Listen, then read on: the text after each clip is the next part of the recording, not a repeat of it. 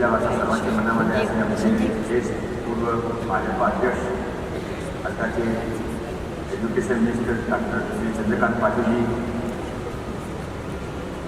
NSCचे MD CEO આ જગ્યાએ માલિક અને सर्वांसाठी ऑलवेज अवेलेबल असे श्री आशिष कुमार चव्हाणजी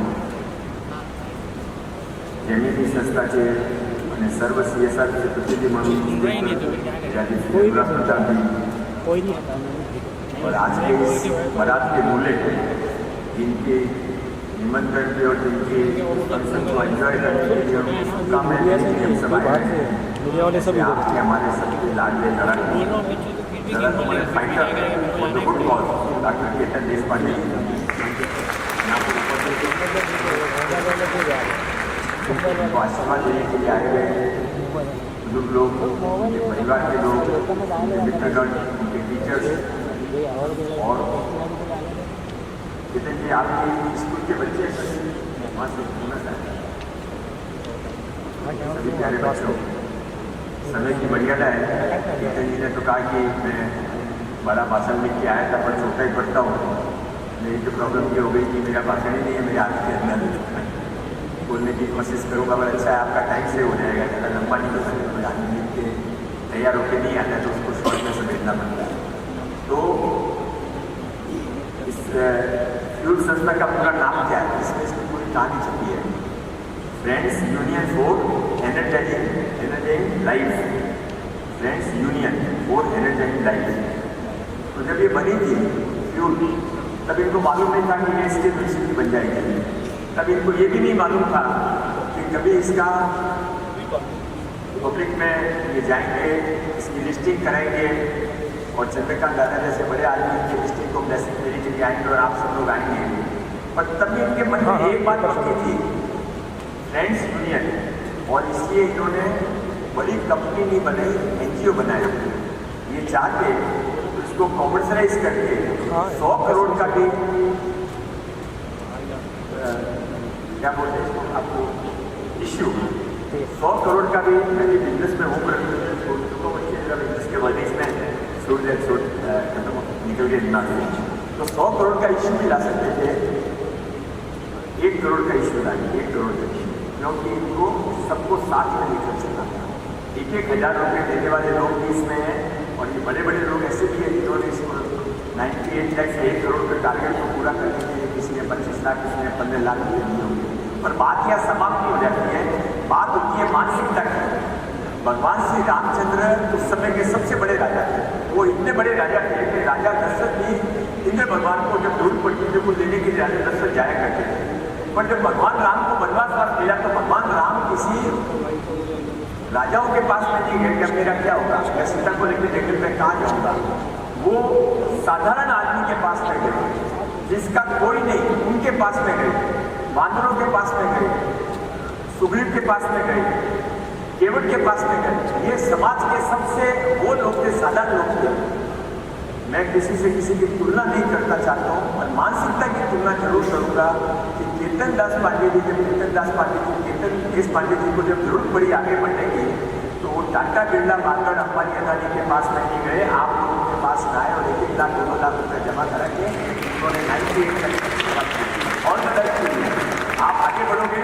और वो दिन दूर नहीं है कि जब यहाँ पर आपको आप वापस बुलाओगे और इस बार आप चाहोगे 1 करोड़ का करने का, तो ये समाज आपको इतना सपोर्ट करेगा कि आपका 10 करोड़ या 100 करोड़ का आपका इश्यू इस बार सफल होगा। मैं यहाँ पर एक बार अपनी बात समाप्त करने से पहले चंद्रकांत पाटिल जी का और माननीय देवेंद्र फडणवीस जी का विशेष धन्यवाद देना चाहता हूँ।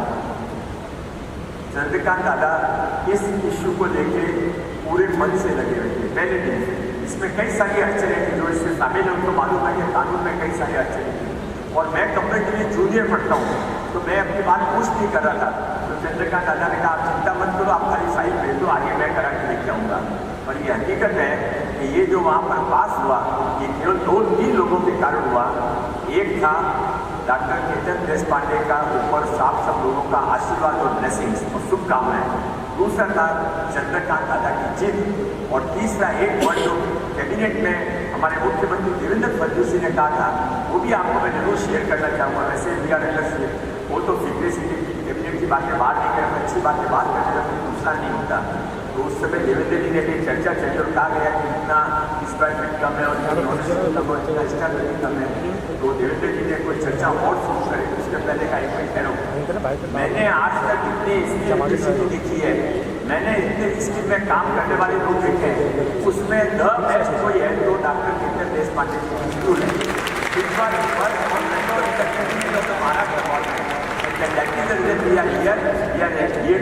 Much more, all the best to you. खाली एक बात छोटी सी और कहकर अपनी बात समाप्त कर दूंगा। स्किल और इनोवेशन, ये इसके बीच का फर्क बहुत छोटा सा है। तो क्या फर्क है इसको समझना हो तो एक बहुत साल पहले, 4-5 साल पहले माननीय पंतप्रधान नरेंद्र मोदी जी के ऊपर एक पिक्चर आई थी और पिक्चर में भी किसी ने देखी हो नहीं तो गूगल पे मार के पिक्चर देख लेना। उस पिक्चर में एक सीन था, मोदी साहब बहुत साधारण परिवार के बड़नगर के साधारण घर में रहते थे। घर में हर बरसात में छत से पानी टपकता था और उस समय ही में घर की स्थिति नहीं थी, आज भी नहीं है, तो छत को पूरा ठीक किया जाए इसलिए हर बरसात में नीचे रख दी जाती थी बाल्टी, उससे पानी इकट्ठा हो जाता था। अब यहाँ पर स्किल और इनोवेशन का फर्क होता है। यदि कोई स्किल होती, स्किल ये होती कि वो पानी को जब गिरने के बाद में उसको बराबर कपड़ा लेके उसको साफ कर दिया जाता था। और इनोवेशन ये था कि नरेंद्र भाई मोदी जी की मार वहाँ पर एक बाल्टी रखी, उसमें सारा पानी इकट्ठा किया, बाद में कपड़े से उस पानी को छाना और उस पानी को मटके में यूज किया पीने के पानी की वहाँ पर कमी। ये जो इनोवेशन है, जो आसपास चलती हुई चीजें हैं, उसमें से कुछ असाधारण ढूंढ लेना, जो साधारण रोज मतलब में काम करने वाले तरीके हैं, उसमें से कोई नया तरीका ढूंढ लेना। आप सब इनोवेटर बने, न तो अदानी जी इनोवेटर बन के आए थे, न अंबानी जी की कभी पिक्चर गुरु किसी ने देखी हो तो एक फॉरेन की कंपनी के अंदर वो पेट्रोल भरा करते थे और उनके मन में था कुछ भी दृष्टि से बना होने की इच्छा, हिम्मत, अपनी हिम्मत के ऊपर आप बन के राजा हो। नरेंद्र भाई मोदी जी की सरकार आपके साथ है, देवेंद्र फडणवीस जी की सरकार आपके साथ है, चंद्रकांत पाटिल जी और मैं आपके साथ हूँ। और सबसे ज़्यादा जिससे को हैंड होल्डिंग की जरूरत होती है वो डॉक्टर किरण देशपांडे जी फ्यूल आपके साथ है। आगे बढ़िए, सफल हुई। बहुत बहुत धन्यवाद। जय जय भारत। मेरे 47 साल के सामाजिक और राजकीय जीवन में पहला यह प्रसंग मैं अनुभव कर रहा हूँ कि जिसमें कोई अच्छा काम कर रहा है तो कुछ देने के लिए होड़ लगे, कॉम्पिटिशन लगे। अदरवाइज सामाजिक काम करने वालों ने अलग अलग व्यक्तियों के पास जाना, अपना काम प्रेजेंट करना, फिर वो कहेंगे बाद में देते हैं, तो फिर 1 लाख की अपेक्षा करना, 5,000 रुपये मिलना।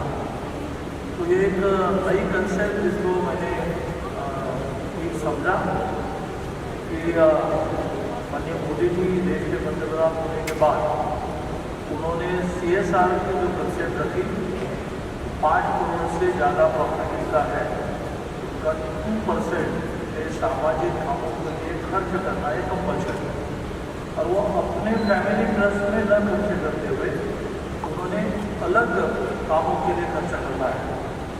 तो शुरुआत हुई तो कुछ लोगों ने डाला भी, बाद में कंपल्सन हुआ कि मैनेजमेंट से उनको 2% देने चाहिए, तो लोग बाय कंपल्सन देते गए। लेकिन जैसे जैसे दिन आगे जाते गए तो ध्यान में आया सारे कंपनियों को भी पैसा कमाने में जो आनंद है उससे ज़्यादा देने में आता है। और करते करते अब ये स्टेज आई कि नेशनल स्टॉक एक्सचेंज ने यह ट्रेड के लिए जो देश भर से 15 सोशल ऑर्गेनाइजेशन अब तक लिस्टिंग है, तो उसके लिए ब्लैक का सेरेमनी आयोजन किया है। वहाँ मंच पर उपस्थित महाराष्ट्र के स्किल डेवलपमेंट पोर्टफोलियो के मिनिस्टर, जिनकी यह 7वीं स्किल यूनिवर्सिटी है, इसी एडिशन में 8वीं में दी गई। कुल मिलाकर स्किल की दुनिया भर की आवश्यकता को ध्यान में लेकर लगातार वो अच्छे लोगों को यूनिवर्सिटी दे रहे हैं। ऐसे स्किल यूनिवर्सिटी के हमारे मिनिस्टर परम मित्र मनोहर लोढ़ा जी, NSE के MD आशीष चौहान जी, के मंत्री देशपांडे जी, सभी उपस्थित अलग अलग कंपनियों के CEO है, CSR के हेड है, मंजूर बैन है। मेरे पहले जो तो जो बोले उन्होंने के बारे में बताया भी और उनका अभिनंदन किया। और ये बात सच है कि बहुत दिनों से स्किल डेवलपमेंट में काम करते हुए कुछ रिक्वायरमेंट पूरी नहीं कर पा रहे थे, क्योंकि गवर्नमेंट में कुछ चीज़ें कई भी पूरा करने के बाद ही फैक्शन होता है। कई बार आपको लगता है कि किसी की पहचान से काम होगा, कुछ नहीं होगा, वो तो सारे नियम पालन करेंगे। 3 साल से उनका प्रयत्न चल रहा था रिक्वायरमेंट को पूरा करने में। आखिरी में आज एक विचार आया कि अभी हुए अधिवेशन में कैबिनेट में भी प्रस्ताव पारित हुआ, विधानसभा और विधान परिषद में कानून भी हुआ, उसका कानून बना पड़ता है। अब ये राज्यपाल के पास साइन देने गए हैं, उनको साइन हो जाएगी और जून से फील्ड यूनिवर्सिटी के रूप में स्किल डेवलपमेंट की यूनिवर्सिटी के रूप में सामने आएगी और उसके वो आर्थिक मदद करने के लिए आप आए। एक बात कहकर मैं मेरा भाषण समाप्त करूँगा कि आज जैसे लोग जो देने लगे और इस प्रकार से नेशनल स्टॉक एक्सचेंज पर रजिस्ट्री होने के बाद आपको भरोसा लगेगा कि रजिस्ट्री में तो अच्छे लोग हैं, अच्छा काम है, आप देंगे तो आपके लिए भी सुविधा हो गई कि सारा बिल्कुल आपके सामने प्रोफाइल आएगा और उधर से काम करने वाले लोगों को भी अच्छा होगा कि पैसे आराम से मिलते जाएंगे। इसमें 2-3 चीज़ों पर आप सब लोगों ने पैसे एक पर कॉन्सेंट्रेट करना पड़ेगा। उसमें लड़कियों का शिक्षा, जिस पर महाराष्ट्र गवर्नमेंट ने भी सोचा और पूरे महाराष्ट्र में जिनके माता पिता की इनकम एनुअल 8 लाख से कम है, उनकी सारी शिक्षा मिली और 842 कोर्सेज आर देयर, ये लॉ सारा ऑल फ्री, ट्यूशन फ्री और एग्ज़ाम फ्री। नेक्स्ट ईयर से और 2 चीज़ें भी जोड़ना चाहते हैं हम लोग, इसमें अदर फीस है उसको भी विरोध किया जा सकता है क्या, और 5 लाख लड़कियों को प्रति माह 2,000 रुपये और कुछ कॉलेज में काम करते करते 2,000 रुपये, तो वो और भी सुविधा होगी। और प्रति माह 6,000, यानी साल के 10 महीने में 60,000 हॉस्टल और मेस के लिए देना शुरू हुआ है। तो इस तरह क्यों तो लड़कियों का एजुकेशन बढ़ना चाहिए। पहले के बाद आप लोगों ने लड़कियों का शिक्षा और महिलाओं को आर्थिक दृष्टि से स्वावलंबी करने में प्रयत्न, उसमें एक प्रयोग में कर रहा हूँ, वो आने में बताकर मेरा वस्तु समाप्त करता हूँ। मैं गत 1 साल से सब जगह रखता हूँ, सारी इंडस्ट्री आई कि महिलाएं सुबह के लिए नौकरी करने के लिए उसका जन्म ही नहीं हुआ। सुबह उसको बच्चों का करना है, फिर हस्बैंड का करना है, करते कि नहीं मालूम मेरे सास का करना है, लेकिन 12 बजे वो ऐसी स्थिति में आती है अब बोलो साथ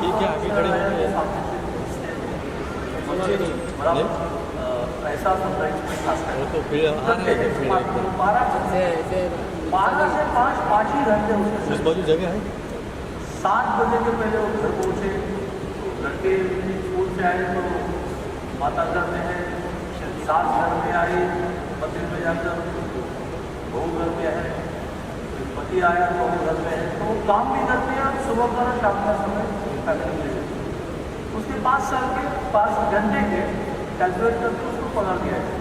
तो 1 साल भर में विशेष की तरफ से टाटा ने मुझे बुलाया और इस कंसेप्ट को समझा, पुनः का बड़ा ब्रांड ने बुलाया, इस कंसेप्ट को समझा और वो इस दिशा में काम करने वाले। मैंने सोचा कि मेरे से शुरू करें, तो हमने यहाँ 300 महिलाओं को 5 घंटे में अलग अलग चीज़ें बनाई और उसके हम 10,000 बने। 12 से पहले आना नहीं, 5 महीने में उठा है, 5 घंटे काम करो, 10,000 पर प्राप्त करो, सुबह और शाम के लिए पैमेंट के लिए अवेलेबल हो। मुझे लगता है कि ये थोड़ा लॉस मेकिंग नेचर होता है, तो उसमें हम CSR डाल सकते हैं। बड़ा बिजनेस है, छोटे बिजनेस में लॉस मेकिंग में थोड़ा पैसा डाला, उसको कहा कि भाई महिलाओं को अच्छे पैसे मिले, मिले इससे काम हो। जैसे कई चीज़ें आने वाले करनी पड़ेगी और इससे नई कंसेप्ट होगी, रियलिस्टिक होना है। मेरे तो अभी कुल मिलाकर 36 प्रोजेक्ट है अपार्टमेंट कॉलोनीज, तो उसमें से 6 ऐसे तो 7 भर सारे हमारे थोड़ा करके हम विकसित करेंगे ही, जिसमें गरीब महिलाओं के डिलीवरी में अच्छे हॉस्पिटल में होने के लिए दूसरे महीने से डिलीवरी तक सारा खर्चा इसे लेकर कई चीज़ें हैं। मैंने आज आने का कारण भी है कि चलो एक बड़ी सुविधा निर्माण के लिए इसमें अच्छे कामों के लिए पैसे मिल जाए। ट्वेल के केंद्र निष्पादन जी को मैं बहुत अभिनंदन करता हूँ। और मंगल जी हमारे ऐसे हैं कि वो बड़े बहुत आर्थिक स्थिति में नीचे लेकिन मन से बहुत ऐसे इसलिए एनिमेशन क्रेडिट रिजल्ट हो जाते हैं। लेकिन उनके डिपार्टमेंट का विषय वो साइन नहीं करते, साइन होने में तो नहीं होता। लेकिन उन्होंने एक बात कही, वो सर्जन कैबिनेट में जब ट्वेल्व का विषय आया तो देवेंद्र जी ने सबको रोककर कहा 3 मिनट ट्वेल्व को बोले, ट्वेल्व की जानकारी थी और उसको एप्रिशिएट करते हुए एक अच्छा काम है, उनको परमिशन तुरंत होती है। फिर इनकी सेक्रेटरी है वर्मा ने भी कहा कि भाई बहुत पहले से जानते हैं। तो सबने मिलकर ट्वेल्व को आगे बढ़ाया है और वो भी उस दृष्टि से काम कर रहे हैं। उनको अभिनंदन और आप सबको भी ऐसे अच्छे कामों में आप कॉन्ट्रीब्यूट करो इसकी अपेक्षा व्यक्त करते हुए मैं मेरा भाषण समाप्त। महाराष्ट्र के शिक्षा मंत्री श्री चंद्रकांत दादा पाटिल जी, महाराष्ट्र के कौशल मंत्री आदरणीय श्री मंगल प्रभात लोढ़ा जी, हमारे मैनेजिंग डायरेक्टर और CEO श्री आशीष जी, हमारे CSR पार्टनर्स में रिप्रेजेंट करने के लिए कैप्चर प्लान के श्री अनुराग प्रताप जी, और यहाँ मौजूद सभी हमारे पार्टनर्स, बिलीवर्स और सभी स्टूडेंट्स, आप सबको मेरा तहे दिल से बहुत बहुत धन्यवाद कि आपकी वजह से आज हम यहाँ पर मिले हैं। एक्चुअली मैंने एक लंबा भाषण लिखा था, बट भाषण ज़्यादा नहीं कहूँगा क्योंकि अब सब कुछ हो गया है। NSE पे लिस्टिंग भी हो गई प्रोजेक्ट की, आदरणीय दादाजी और मंगल जी की वजह से हमारी यूनिवर्सिटी भी अभी अप्रूवल हो चुकी है। तो अभी हमें काम करना है और आपके सभी इन्वेस्टर के माध्यम से हमने काफ़ी फंड्स भी अभी रेज किए हैं, उससे आने वाला भविष्य और पीढ़ी को आगे बढ़ना है।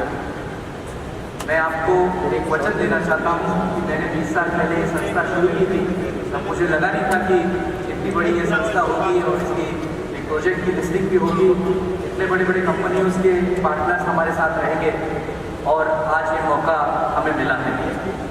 मैं आपको मुझे जो सीख मिली उससे इतना ही कहना चाहता हूँ कि हम और मेहनत करेंगे, आगे बढ़ेंगे और भारत को एक अच्छा कौशल विद्यापीठ के रूप में लोगों को और विद्यार्थियों को आगे लेकर जाएंगे। इसी श्रृंखला में आज हम हमारे 2 पार्टनरशिप अनाउंसमेंट्स करने जा रहे हैं। बहुत बड़ी बड़ी कंपनियां हैं जिन्होंने हमें सपोर्ट करने का फैसला लिया है। सबसे पहले मैं आमंत्रित करना चाहता हूं सिंजेंटा GCC, मैं अभिषेक अग्रवाल जी को मंच पर बुलाना चाहता हूं और उनके साथ हम कौशल विकास का आगे काम करने वाले सिंजेंटा बहुत बड़ी एग्रीकल्चर की कंपनी है। मैं चाहता हूँ कि वो एक मोमेंटो हमारे और हमारी दूसरी अनाउंसमेंट है जो राहुल जी और सुधाकर पाए CGI की तरफ से एक बहुत बड़ा GCC है, वो भी आए और ये दोनों हम अनाउंसमेंट्स करें। और दोनों मंत्री जी को मैं विशेष बताना चाहूँगा कि ये स्किल के लिए, कौशल के लिए आगे करना चाहेंगे। भाई 47 वर्षाच्या सामाजिक आणि राजकीय जीवनामध्ये हा कार्यक्रम असा मी अटेंड केला की ज्याच्यातून सामाजिक काम करताना जो आर्थिक चणचण असते त्या विषयातला एक कॉन्फिडन्स मला आला की फार मोठ्या प्रमाणावर CSR हे तर कायद्याने कंपल्शन झालं, पण आज इथे लिस्टिंग केली आपली सामाजिक संस्था। अनेक इंडस्ट्रीज ज्यांना CSR द्यायचा असतो त्यांना स्क्रुटिनी करावी लागणार नाही की संस्था चांगली आहे की नाही, द्यावं की नाही। जसं आज फ्युएलला माझ्यासाठी 2.5 कोटी रुपये मिळाले की ज्यातून त्याने 2.5 लाख रुपये एका मुलीला असे 100 मुलींना स्कॉलरशिप केली। फ्युएलला स्किल डेव्हलपमेंटची युनिव्हर्सिटी पण मान्यता मिळाली आणि त्यामुळे खूप हेवी शेड्यूल असूनही आज मी आग्रहाने आलो तर मला कन्सेप्ट करून घ्यायची, फ्युएलला अप्रिशिएट करायचं। त्यामुळे मी स्टॉक एक्सचेंजचं पण आभार मानतो की एक न्यू कन्सेप्ट त्यांनी आहे। फ्युएलचं अभिनंदन करतो की ते ह्या प्लॅटफॉर्मवर लिस्टिंग। सर 2 लाइन हिंदी में, सर 2 लाइन मेरे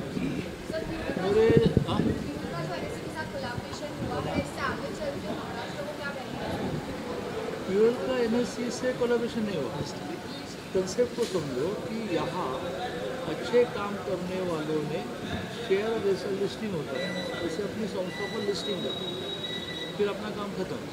फिर जिनको डोनेशन देना है उनको अब विचार करने की आवश्यकता नहीं, यहाँ लिस्टिंग हुआ वेल ऑर्गेनाइजेशन।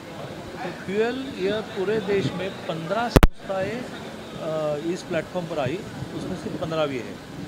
फ्यूएल को आज एक ही दिन में 2.5 करोड़ रुपये, तो उसमें से उन्होंने वो सारी लड़कियाँ आई है 2.5 लाख प्रति लेडी स्टूडेंट, ऐसे 100 लेडी स्टूडेंट को वो स्कॉलरशिप है। तो अब ये बढ़ता ही जाएगा। मेरी लगभग 36 अलग अलग प्रकार की संस्था है, उसमें से 6 तो ऐसी है कि उसको हम लिस्टिंग कर पाएंगे। जब सामाजिक काम करते हैं, महिला सबलीकरण हो, बच्चों को काम करना, सीनियर सिटीजन को काम करना, तो पैसे का बड़ा प्रश्न रहता है, कहाँ से मिल सका। तो मोदी जी ने तो कंपल्सन ही किया कि 5 करोड़ से ज़्यादा परसेंट का होगा उनको 2% CSR यानी सामाजिक कामों के लिए खर्चा करना कंपल्सन। अब वो कंपल्सन वाले कंपनियों को किनको दें, तो यहाँ लिस्टिंग हुआ है ना, तो इनको दें। ऐसा एक बहुत ही नया विषय आज ध्यान में आया, इसलिए मैं उस विषय को समझने के लिए आया, क्योंकि I am less politician and more social. हाँ, तो फ्यूएल को यूनिवर्सिटी करके भी मानते हैं। So one question we used. The question is that you spoke about the girl child education policies in Maharashtra and the kind of assistance that the Maharashtra government would be providing. What are those policies and means like you're looking at, and how are you going to provide the financial assistance to the girl child and women?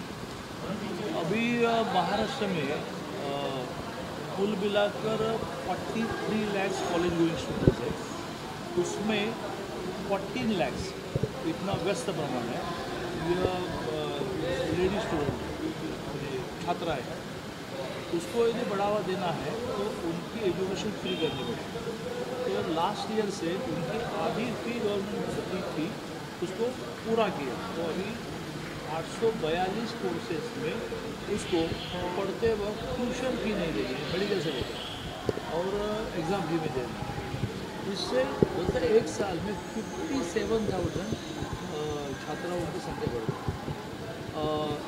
Already 60,000 पर lady and 60,000 gents भी को 6,000 प्रति माह, तो 10 महीने का साल गिनते हैं तो 60,000 रुपये हॉस्टल और मेस के लिए देना ऑलरेडी शुरू है।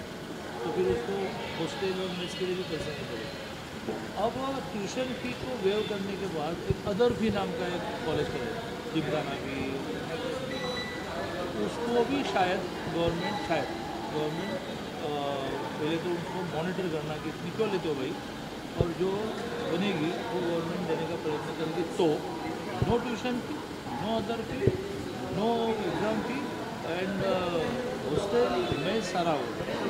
इसके अलावा प्रति माह 2,000 रुपये 5 लाख छात्राओं को मिले अर्न एंड लर्न।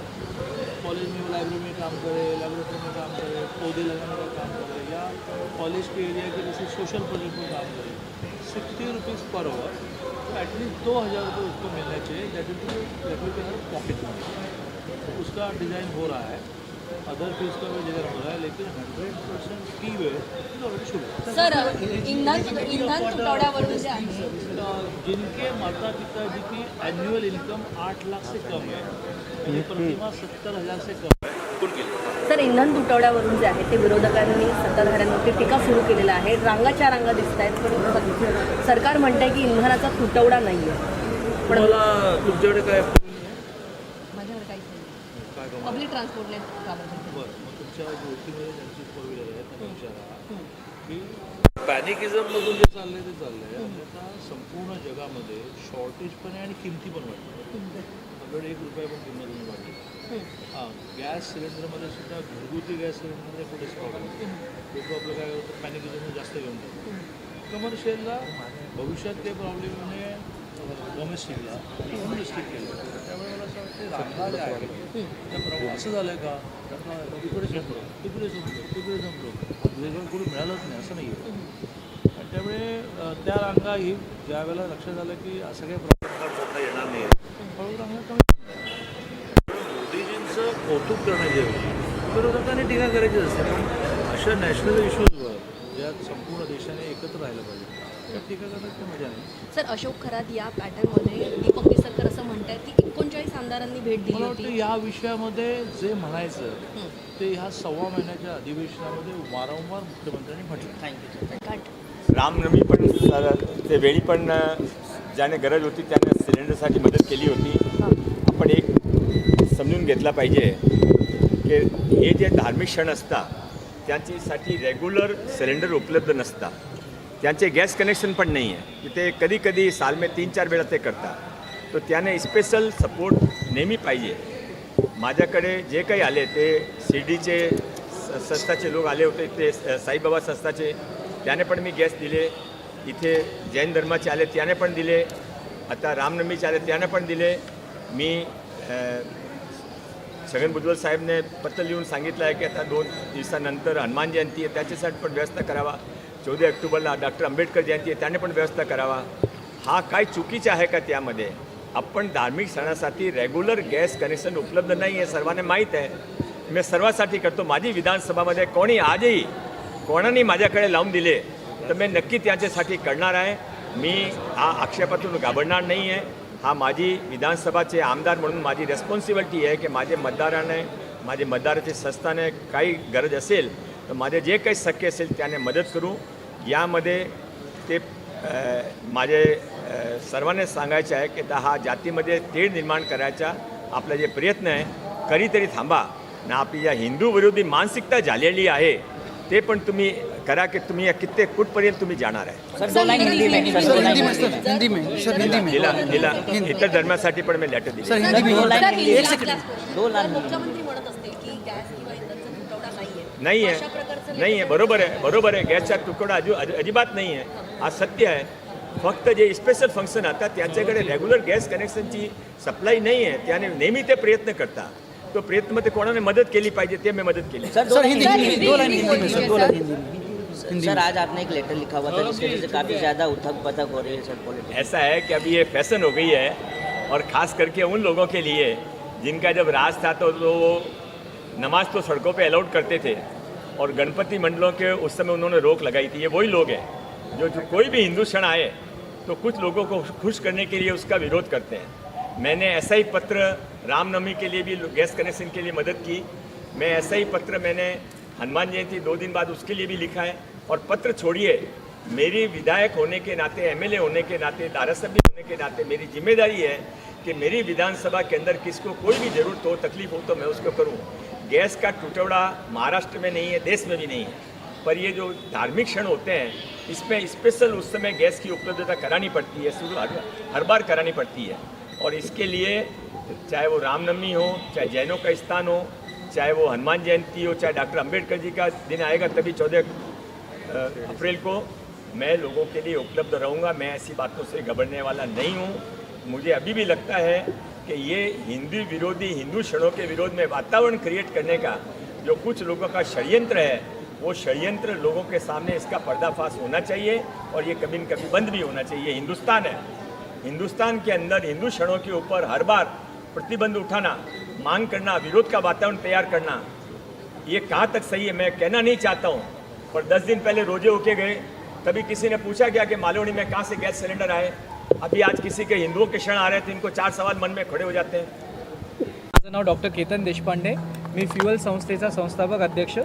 आज महाराष्ट्राचे कौशल मंत्री माननीय मंगलप्रभात लोढाजी, माननीय शिक्षण मंत्री माननीय चंद्रकांत दादा पाटील यांच्यासोबत फ्युअल संस्थेने सोशल स्टॉक एक्सचेंजवर आज आपला प्रकल्प लिस्ट केला आहे.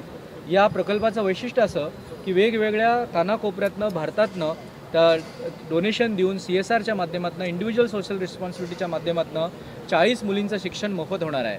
आणि हा 40ला न थांबता आपण 400पर्यंत घेऊन जाणार आहोत. कौशल विद्यापीठाची पण मान्यता मिळाली आहे महाराष्ट्र सरकारकडनं, जेणेकरून आपण भारतीय विद्यार्थ्यांना आणि महाराष्ट्रातल्या खास करून विद्यार्थ्यांना कौशल्य देऊन त्यांना उभं करणार आहोत, असा आमचा ह्या प्रकल्पाचा मानस आहे.